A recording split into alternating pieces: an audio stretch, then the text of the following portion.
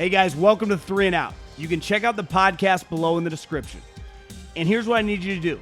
Make sure you subscribe to the Volumes YouTube channel to stay up to date to everything we're doing here on 3 and Out and the Volume. What is going on, my people? John Middlekauff, 3 and Out podcast. Obviously, we had some breaking news. Bruce Arians, Tom Brady, press conference today. Todd Bowles, the new head coach. Have some different thoughts there. When I was with the Eagles, I worked with him for 2 years. My second year, I wasn't in the office, but my first year, he became our DB coach.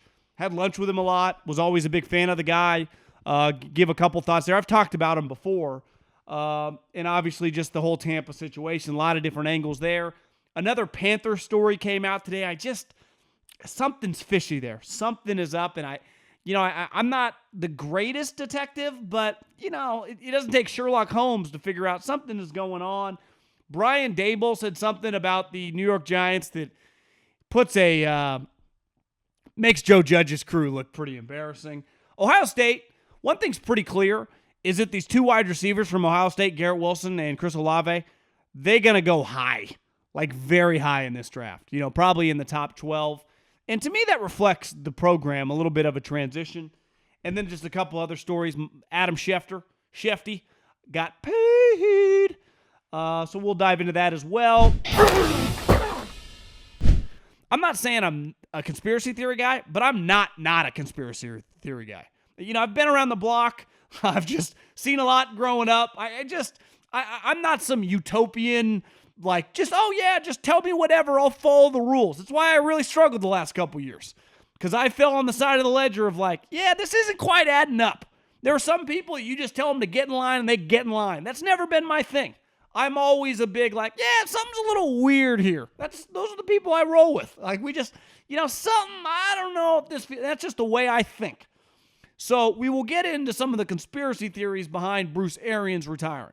But I just want to start off by tipping my hat to the guy, because in a day and age where famous people are just so afraid to be authentic, you watch LeBron James, you watch Russell Wilson, you watch all these coaches, you're like, am I getting a real human? Can you just act like you would act around your friends? And they refuse. They just become talking about Bruce Willis like an actor. It's not even a real human. And I was in the car this morning when they were doing their press conference, and Bruce is dropping swear words, and it's just refreshing to see someone be true to themselves. Forever in history, if you just were true to yourself, you can agree or disagree, but it was the guy's just that guy, right? And now people are walking on eggshells because they don't want to get, whether it's cancel culture or the mob or whatever the fuck you consider it, they just struggle to be themselves. And I despise phonies. I despise frauds. If you listen to this, luckily at this point in time, I can just act like however I want. I just talk like I think. I'm not always right. Not always, will be wrong sometimes, but I'm just giving you me. There's nothing, I got nothing to hide. And I think Bruce Arians, in a day and age where people really struggle with that, he was just very true to himself. And he was a really, really good coach. When he showed up at Arizona, becoming a first-time head coach at 60, being a raw and real guy, his teams for an offensive guy were very physical and very tough. And his teams always felt like he's ready to get in the trenches and throw blows. I mean, he showed up in Arizona with Seattle and Harbaugh rolling. And immediately that first year won 10 games. We went to the playoffs several times. His worst year was 8-8. Shows up with Jameis Winston. They get Tom Brady. They've had a dominant team these last couple years. Just an excellent football coach. And just a dying breed of human. In my generation, everyone's terrified to say something that's going to offend someone. It's you just can't fucking worry about that all the time. Just speak like you're going to speak. And Bruce is very true to that. And we lost some authenticity to the NFL because he's about as real as you get. And listen, he might have some flaws. He's known, I don't know if he's the biggest grinder in the league, in a league full of grinders, but he's also 69 years old. And listen, he's had a hell of a run for a guy. If you are going to have a late run in life, that's pretty damn good. Super Bowl. Remember, that first year when Chuck Pagano got sick, led them to the playoffs. What he did in Arizona was a joke franchise. A joke. We look at Arizona now like a pretty legitimate franchise. I think Michael Bidwell, the son of the older Bidwell, clown show. embarrassment. What they got going on now, I really think kind of started when Keim hired Arians and Bidwell. I give them a lot of credit, and the rest is history. But let's face it, it doesn't quite add up. It really doesn't. Because when I was in the car listening to the press conference, someone asked Bruce, they're like, when did you have a change of heart? Because when we were talking to you at the Combine, you were so excited. You were reinvigorated. And then a month later, you're just out. It doesn't quite add up. And listen, whether Brady forced him out, whether the owner forced him out, let's face it. We had been talking about Brady not really retiring, even though he was retired, the entire time. But that couple days before he officially unretired, he was in Europe with the Glazer family. So he's in Europe with the Glazer family at Man U. Then he unretires, and then as Bruce Arians said, he told Tom a couple days later he's retiring. Just put the pieces of the puzzle together. That's not saying Tom cut his head off. That's not saying that he did some total power play. But, let's just face it, no one retires at this time. And as several people have pointed out, the last guy to retire, walk away, however you want to consider it, at the owners' meetings was Jimmy Johnson. Well, why did that happen? He had a falling out with Jerry Jones. Did he have a falling out with Tom Brady? I don't know. They're going to deny it. They played it perfectly on social media. But it's okay to go, yeah, this doesn't pass the smell test. Because anyone with any working common sense and a brain goes, this doesn't totally add up. And listen, some weird stuff happened with Belichick and Brady. The greatest coach, greatest quarterback. Some weird stuff happened in Tampa with Tom and Bruce Arians. Obviously, same guy, greatest quarterback, and a big-time head coach. Sometimes egos, age. This is not Bruce Arians, 69 years old, dealing with Kyler Murray or Deshaun Watson or Patrick Mahomes in their mid-20s. This is a 44-year-old Tom Brady who has accomplished way more than Bruce. So it's understandable why there's going to be confrontation. Also, we've talked about it over the 2 years. When he first got there, you're like, Bruce has an offense and Tom has an offense. They're the complete opposite. Not that Tom can't throw deep, but over the last decade, his offense did not look like Bruce Arians' offense. So you just fundamentally are going to have some differences when it comes to scheme. And I think whether the exact details, I don't know. I don't have anyone on the inside feeding me that information right now. But you don't have to have that either. It's pretty clear something weird happened. And the timing tells you everything you need to know. Now, when he explains it, it kind of makes sense. He wanted to leave the team in a spot where he could hand it off to Todd Bowles. Because a legacy or a plan for the next head coach, a succession plan, was very, very important to Bruce. And I do believe him. Because one thing Bruce has done, and I know he gets a lot of credit, and deservedly so, for having diverse staffs, obviously having a lot of females on his staff over the years. To me, regardless of male, female, color of your skin, he hires elite coaching staffs. He did it when he showed up at Arizona, and he did it again in Tampa. Now, a lot of those guys from Arizona are with him in Tampa. His staffs, he is a great, not a good, a great coach evaluator. He's excellent at that.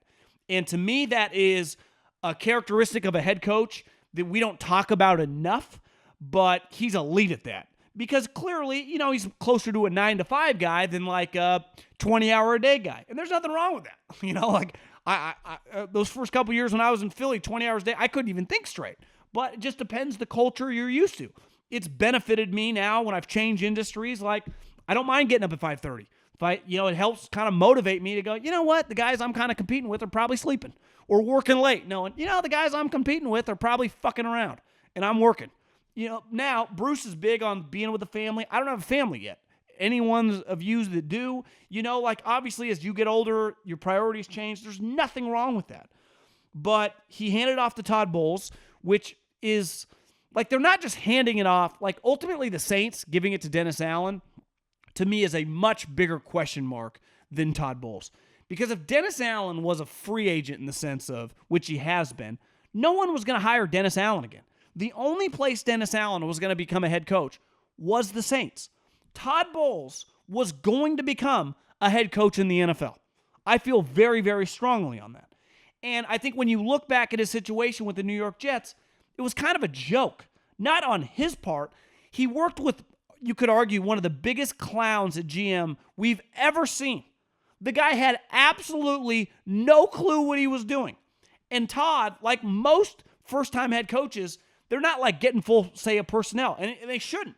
But you are predicated your success on the general manager picking the players. And that guy had no clue what he was doing. I was around Todd Bowles. He is a very intelligent guy. He has a presence to him. Players react well to him. He played in the league, and he is viewed as a very, very smart, schematic coach. Now, I think the one question mark with him, and leading an entire team, he's really a soft, like Bruce Arians, loud, very aggressive, a lot of bravado, just a guy's guy, a guy that and I've worked for one. Pat Hill was a lot like that. Walked in the room, owned it. Andy isn't the loudest guy, but he walks in a room, he's got a big presence to him. And then because of his resume, everyone just follows. But he's not screaming at people left and right. And I'm not comparing Todd Bowles to Andy, but I do think Todd is just a much lower key guy than Bruce Arians. But where he's going to really benefit from is these guys on that team, offensively and obviously on defense, has seen how good he is as a football coach. Because ultimately, whether you're a screamer, whether you're a quiet guy, however you coach, if you know what you're talking about to have success on the field, guys will listen. That is the only thing that matters. The 49er guys have been saying that forever about Mike McDaniels. He doesn't look like a football coach. He doesn't talk like a football coach. Yet when it comes to football, the guy knows absolutely everything. And if you listen to what he tells you, it always worked. So Todd has built-in equity with the players. Their Super Bowl win against the Chiefs was because his defense absolutely dominated. They've had a fantastic defense for a couple years. Now, my only issue with him as a schematic coach, he can be a little aggressive. It's like that final play. Blitzing in that situation, not always smart. But think who taught him. Really, your football philosophies, like your life philosophies, are those who teach you. Those who, your mentors in life, your parents.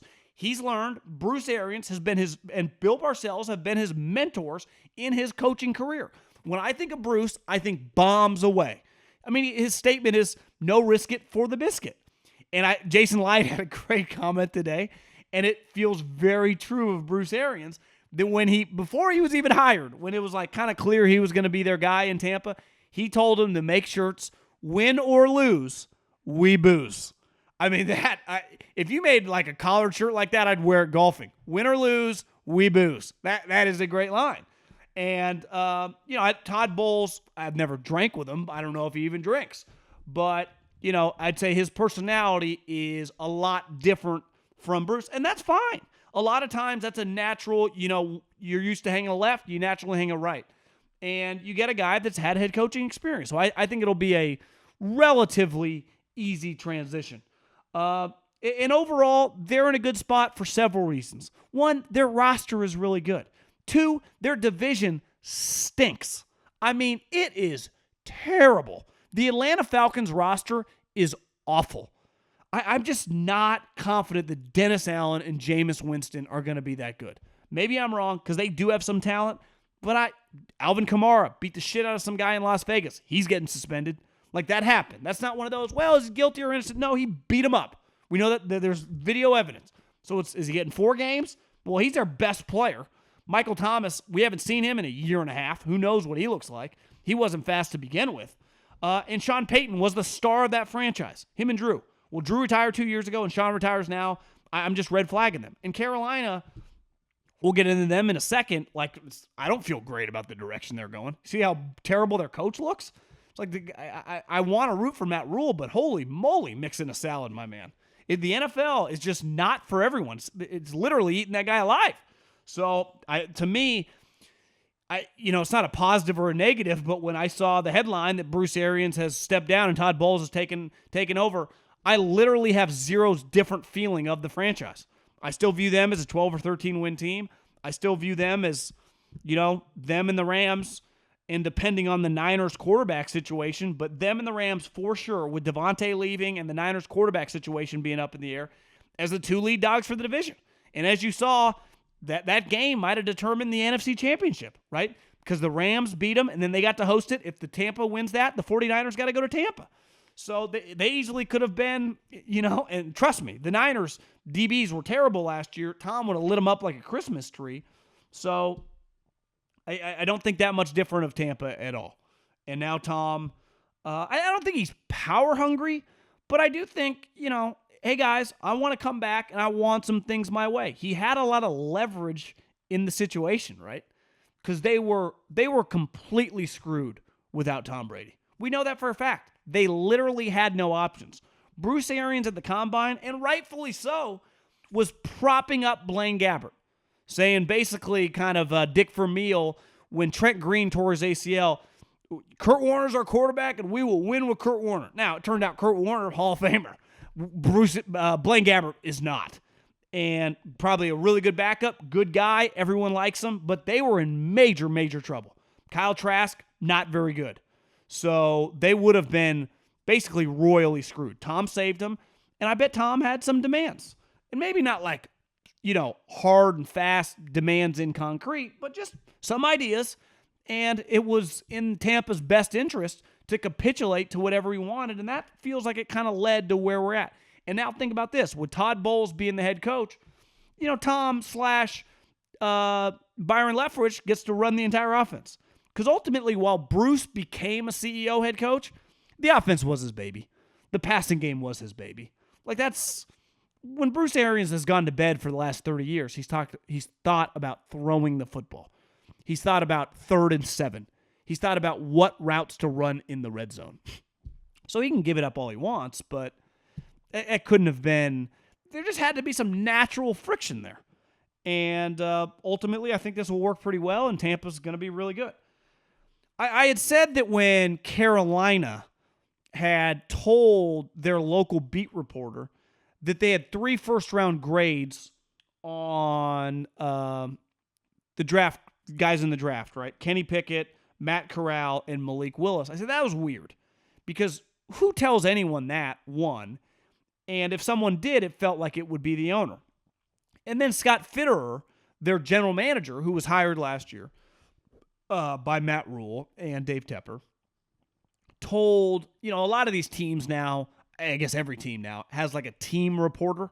So the team reporter, it's a weird spot because, a normal reporter, you can be positive or negative. Like if you're covering the Patriots and the 2000s and the 2010s, like you're going to be writing a lot of good stories. Like Mike Reese's stories for the majority of the 2000 and the 2010s, beside a couple suspensions here and there, have been relatively positive. I mean, they're going to the Super Bowl 9 times, right? But if you cover the Jags or some of these shitty franchises, what are you supposed to say? When I covered and was on radio with the 49ers when they were terrible and the Raiders when they were terrible, you can't, tell me it's sunny outside when it's a monsoon. So these team reporters are very, very positive. And even when you're terrible, they're still able to spin it. You couldn't pay me $1 million to pull that job off because I would have nothing to say. I'd be like, guys, we just lost 40-0. Brighter days ahead. Like, what do you even say? But he was speaking with the guy or girl. I don't know. I didn't actually watch the video, but I saw his quotes that, it's no secret they need a quarterback. And ideally, they're not going to be drafting this high that often anymore. So should they draft, like maybe they do need to, basically like we might be drafting a quarterback really high in this draft.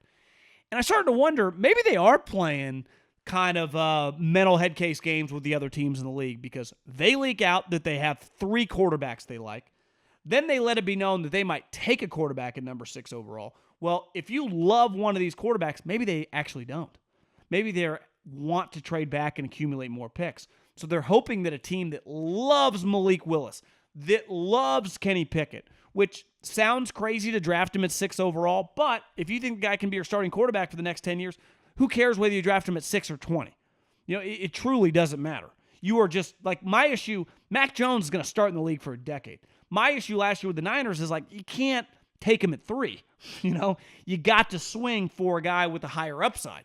But, like, if Mac Jones would have been the only quarterback there, I would have been like, yeah, you just do it. And he'll be your starting quarterback for the next 10 years. Now he'll be capped with how good he can ultimately become because like Kirk Cousins, like he can only be so good. There's a reason the top guys' ceilings are so much higher. They're just way more talented. And I do wonder, maybe they are okay with drafting any of these guys. And they're hoping that someone will come up from the mid-teens to number 6. Almost said hole 6, like it's the Masters. And give them an extra first-round pick. Who knows? So maybe they are. I am entertaining the possibility that they're playing games through the media. And then they did it themselves. But until they do it, I can't quite give them the benefit of the doubt just because it's been such a disaster. Now, in fairness, I defended the Sam Darnold trade when it happened. I loved it, actually. I wanted the 49ers to do it, and I was a big Sam Darnold guy. I might be wrong. He might be terrible. So you can make moves, and everyone agrees, and then everyone calls you an idiot a year later, even those same people, though, said that was a good move. I'm not going to do that. Like, they're in the Sam Darnold situation because it was the right move at the time. Now, did they need to pick up the 5th-year option? That's arguable. But when you trade a second-round pick for a player, especially a quarterback who's young, you're thinking that guy's who's going to be your starting quarterback, that guy's going to be good. So, yeah, you'd pick up the 5th-year option because that makes it cheap. Because if he is good, you don't pick up the 5th-year option, then you got to pay him a big contract. So, financially, I even understand why they did that too. But bottom line, it backfired. Sometimes you make investments, it does not work. Like, not every time when you lose money, it doesn't take Elizabeth Holmes or Bernie Madoff screwing you. Sometimes, you just invest into an apartment complex. The economy crashes, and you're screwed. I mean, that's happened to many people. Whenever you see on the internet, like, people crushing people that went bankrupt, a lot of my dad's friends growing up had gone bankrupt. Because they were entrepreneurs, they were businessmen, and they were guys that had businesses in the 80s and the 90s when there were some big economic crashes, and they lost a lot. Like, we view this word bankruptcy, like being in bankruptcy as a business owner. Now, you could be a complete moron and screw up, but you could also make a calculated risk that made a lot of sense on paper, and then things that are out of your control fail. And I think that happens in football. I think that happens in the private sector. It happens everywhere.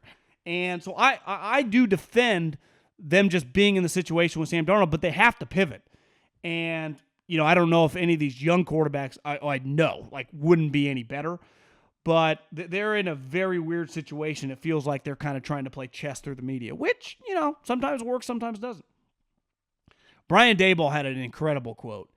He basically said evaluating his offensive skill guys, and mainly Kenny Golladay, and Tony, the first-round wide receiver they drafted from Florida last year, that he went back to 2020.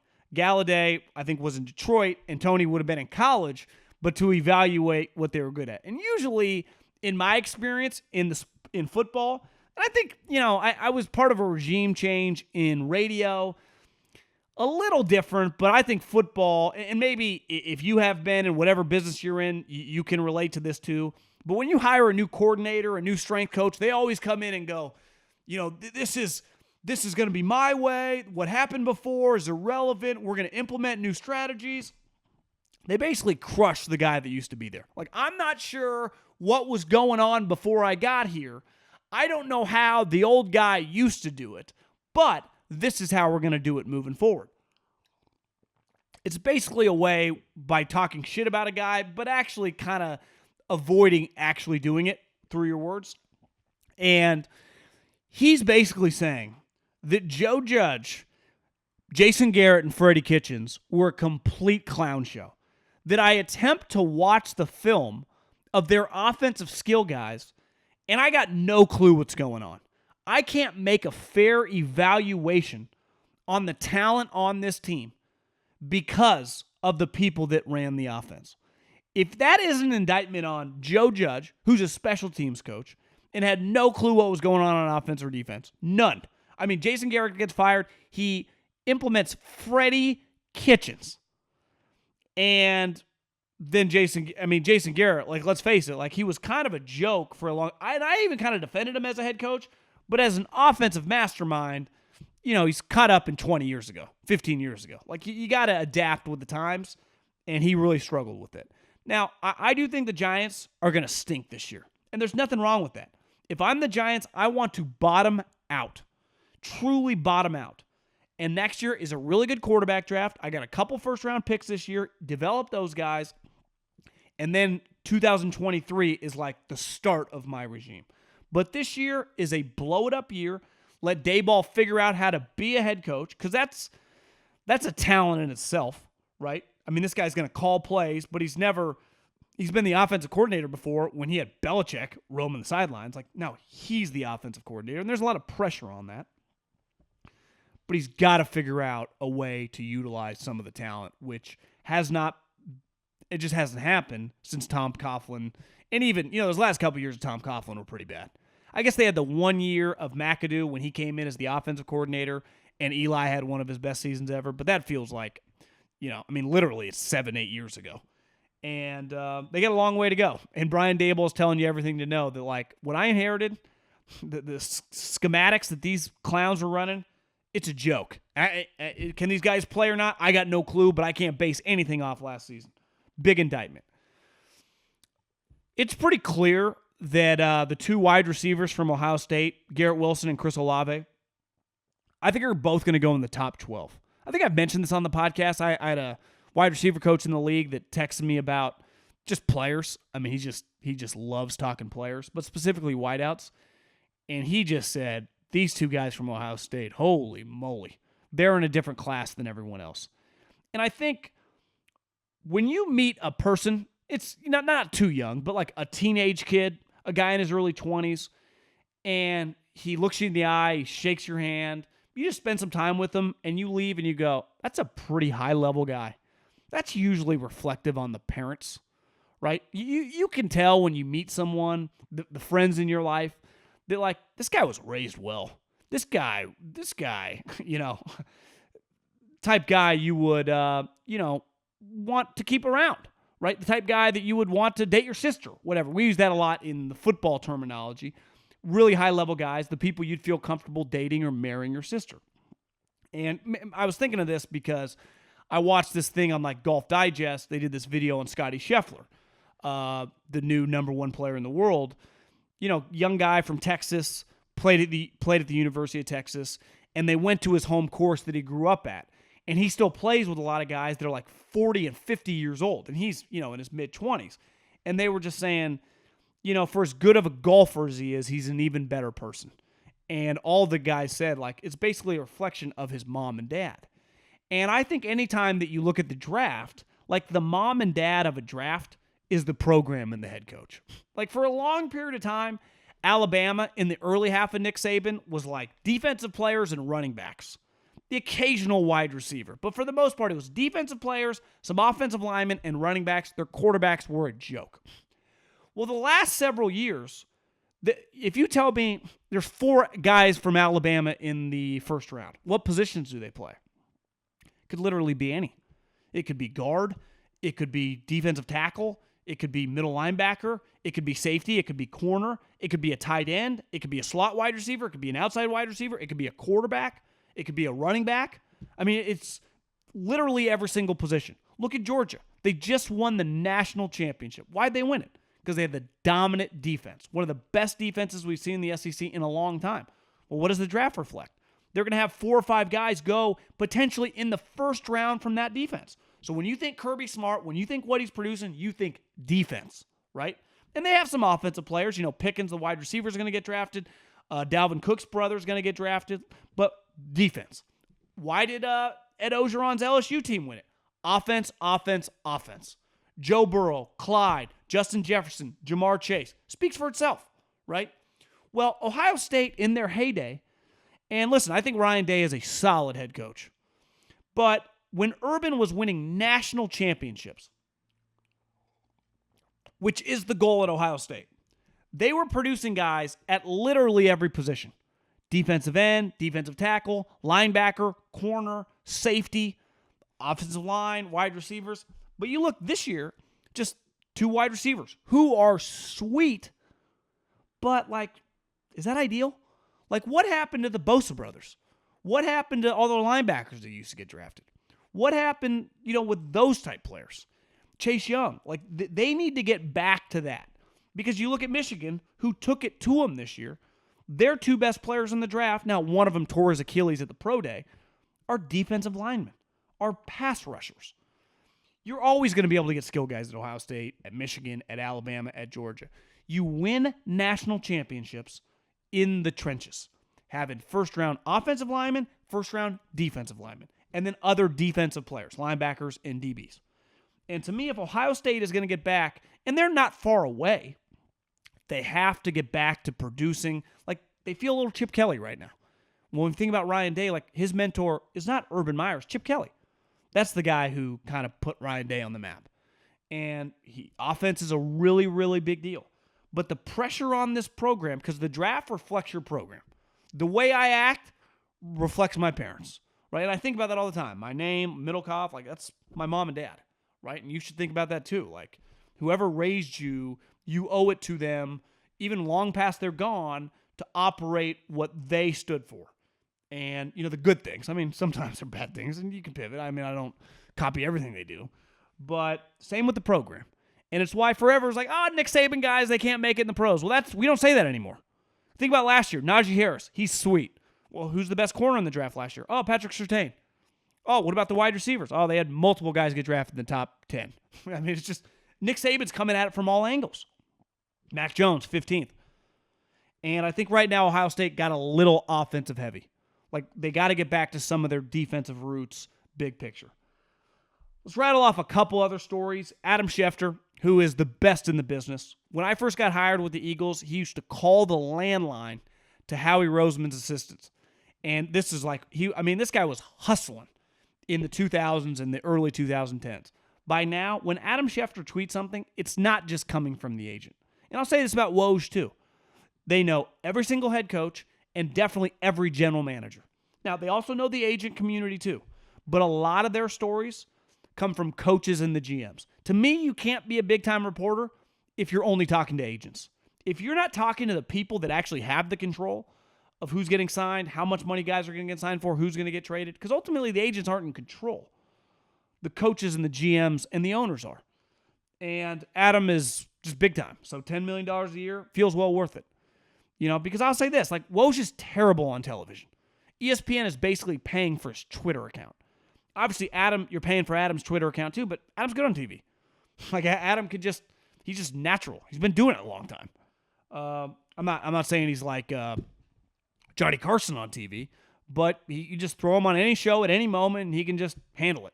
You watch Woj sometimes, like, God, it's pretty uncomfortable. It's an area he needs to improve, but they really value the NBA Twitter account. To me, Adam Schefter's a total package. Antonio Brown, anytime I see a story that includes Antonio Brown, at this point, like, I keep scrolling. I exit out. I truly don't care. It just does not matter.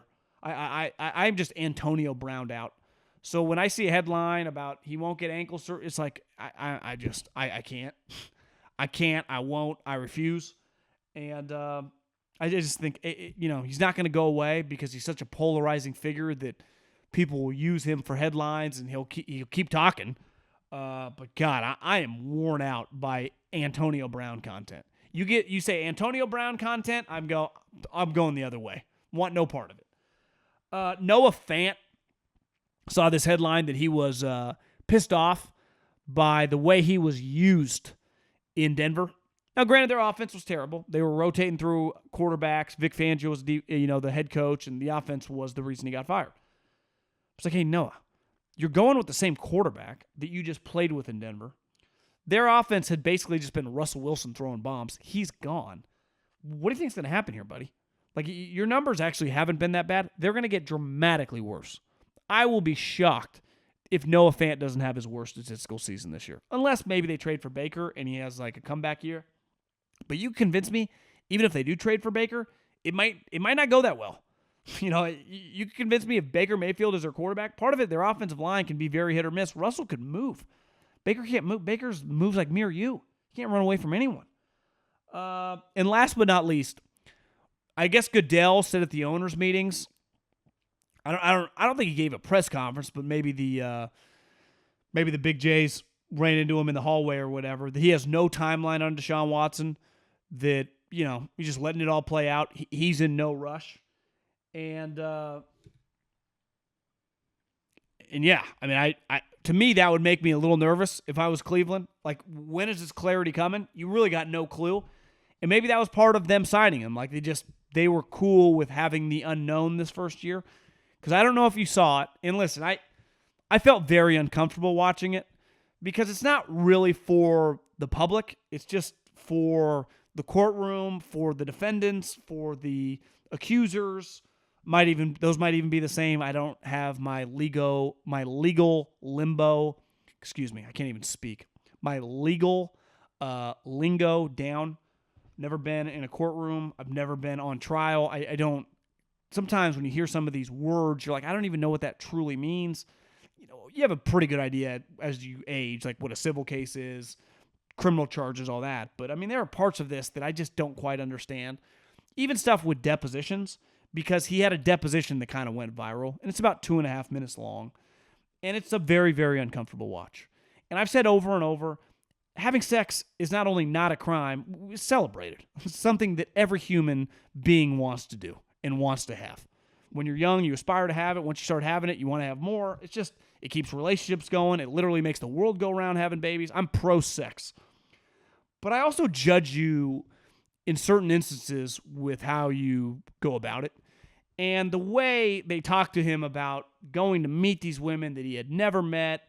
It's one thing, listen, we all DM people and communicate with people. It's another thing to just constantly, especially when you're in his situation, to go to these women all over Texas, massage therapists, like, I mean, he's admitting it. Like, there's no getting around it. Like, he was around all these women. It's not like these women and him, he's claiming, I've never even met these people. That is not the case.